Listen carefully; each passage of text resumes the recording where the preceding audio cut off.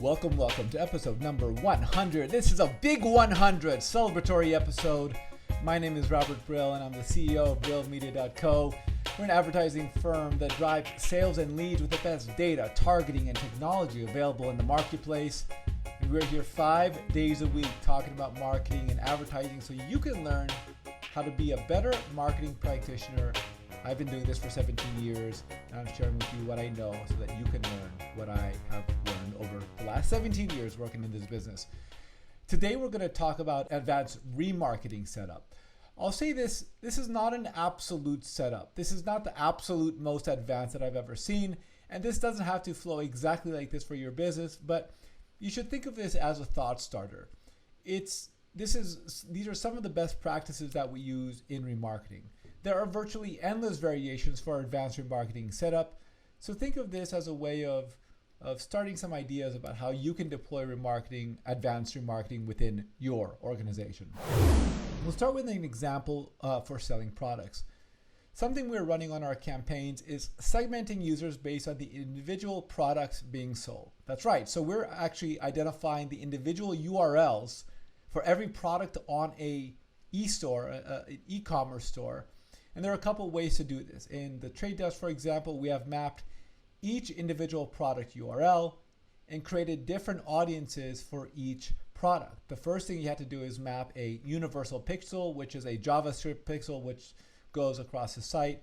And with a JavaScript pixel, which is really interesting, we can then use Boolean logic and say anytime there's a specific product URL, we can map it to a different audience and say we're going to target ads.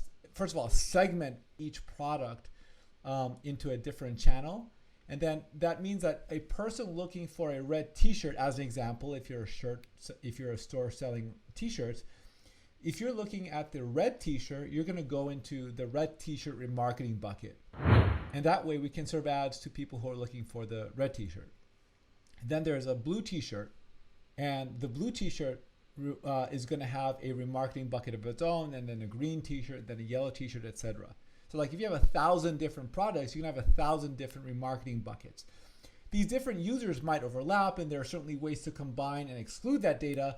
But for this example, we put people into different buckets and look at the data to tell us which ads we can serve that are most likely to drive sales based on the product data that we see in the ad campaign. In other campaigns, the user in each bucket is getting a different message, and then they are paired with dynamic creative. So this is to say, a user who looked at the red t-shirt gets an ad specifically containing an image of that red t-shirt. A user who looked at the blue t-shirt, for example, gets an ad containing the blue t-shirt. And we talked about how to set this up in our dynamic creative videos.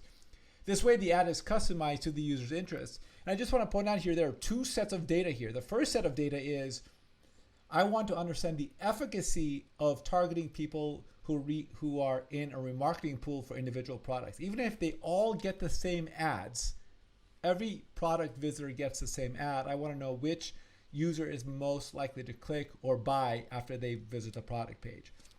Secondly, for more robust targeting, as I mentioned, is dynamic creative, which is to say, which combination of product and dynamic creative drives the best performance for the campaign.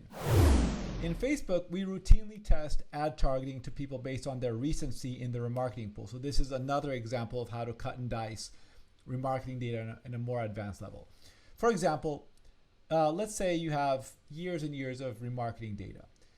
We test different pools of audiences. So we might break out anyone who visited the site in the last 2 days, anyone who visited the site in the last 3 to 7 days, anyone who visited the site in the last 8 to 30 days, and then let's say 31 to 90 days.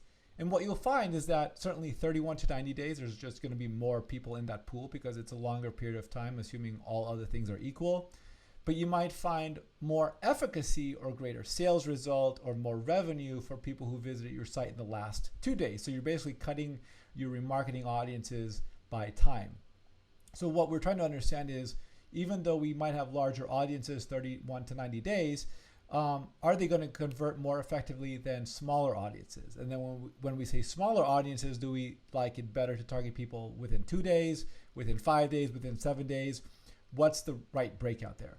So with advanced remarketing setup, there is much more upfront work because you really got to coordinate with pixels.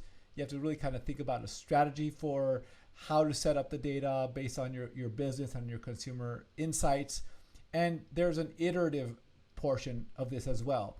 It's not enough just to set this up and forget it. You can't do that.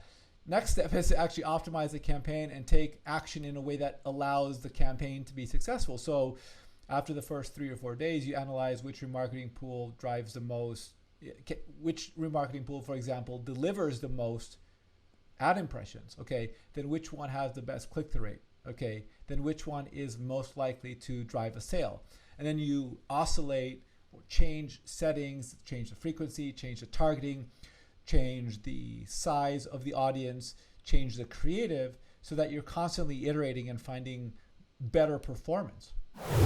So that's it for today's episode. If you found this video helpful, please share with us a like and let us know that you like what you're doing, that we're doing.